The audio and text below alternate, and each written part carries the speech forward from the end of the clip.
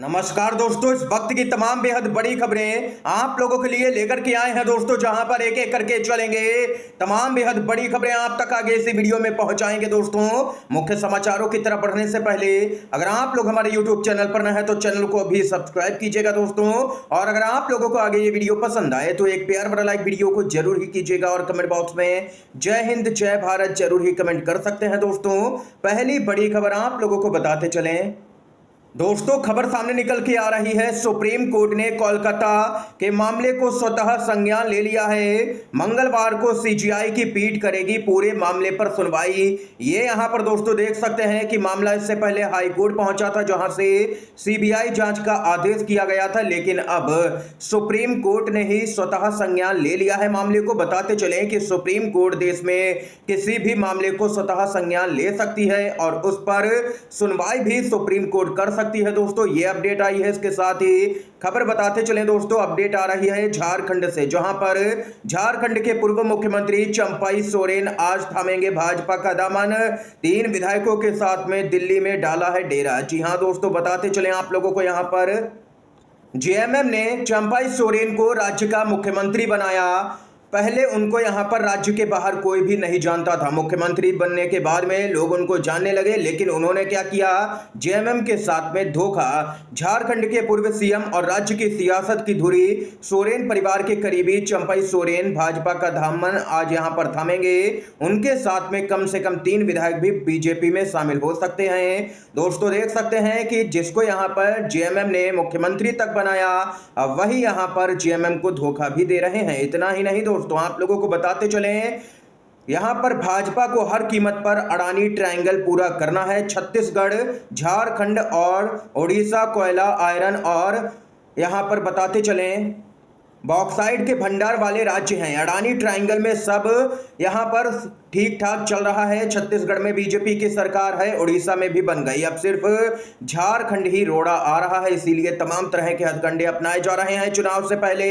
अब वहां भी हेमंत सोरेन की सरकार को अस्थिर करने का काम किया जा रहा है।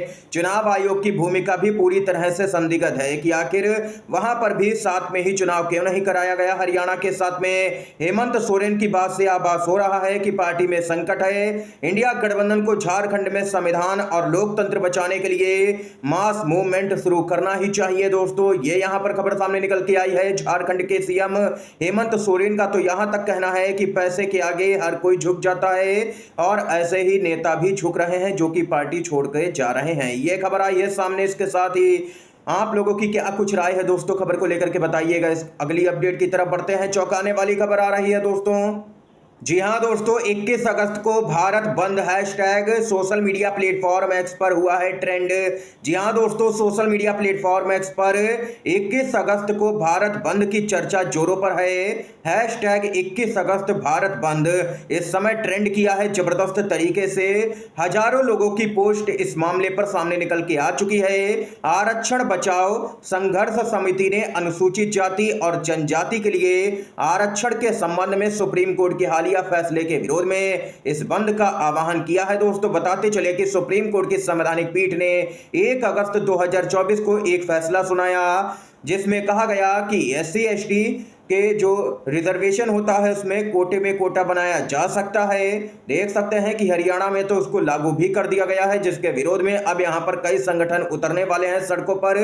यह अपडेट आई है सामने दोस्तों। अगली बड़ी खबर की तरफ बढ़ते हैं दोस्तों। खबर आ रही है, कांग्रेस ने राज्यों से हर 2 घंटे में रिपोर्ट मांगने पर केंद्र सरकार से पूछा क्या यूपी, मणिपुर, उत्तराखंड पर भी होगा लागू आदेश। आप लोगों को बताते चले, कांग्रेस के नेता पवन खेड़ा ने केंद्र सरकार के राज्यों से हर 2 घंटे पर कानून व्यवस्था की रिपोर्ट मांगे जाने पर सवाल उठाते हुए पूछा कि क्या यह फैसला यूपी के साथ साथ मणिपुर और उत्तराखंड पर भी लागू होता है। इसके साथ ही उन्होंने तंज कसते हुए कहा है कि 2 घंटे में यूपी, मणिपुर और उत्तराखंड से खबरें आ जाएं तो केंद्र सरकार क्या कार्रवाई करेगी, यह भी बताएं। ये यहां पर दोस्तों कांग्रेस पार्टी हमलावर हुई है केंद्र सरकार पर।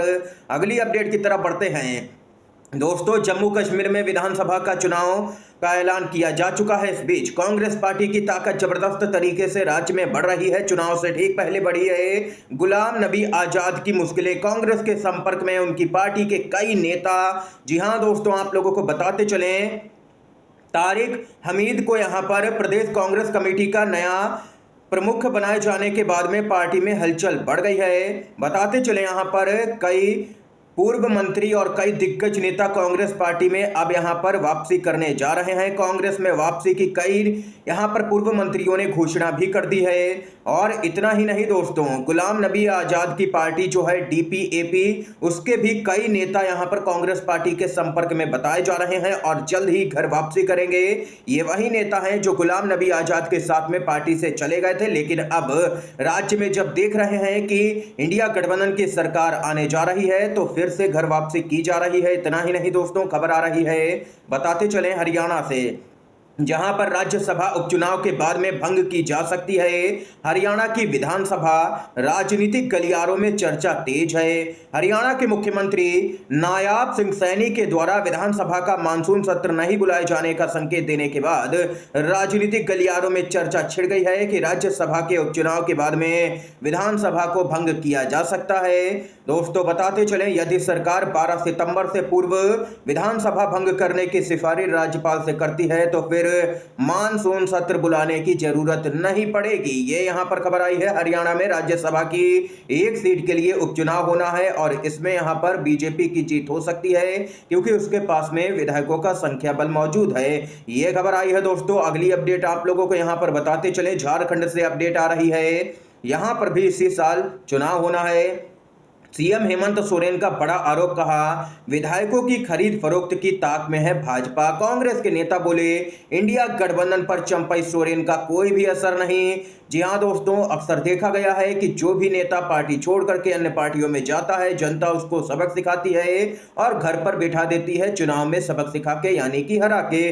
झारखंड के पूर्व मुख्यमंत्री चंपई सोरेन के भाजपा में जाने को लेकर के यहां पर कांग्रेस पार्टी हमलावर है। इस बीच मुख्यमंत्री हेमंत सोरेन ने आरोप लगाया है कि भाजपा विधायकों को खरीद रही है और समाज को बांट रही है।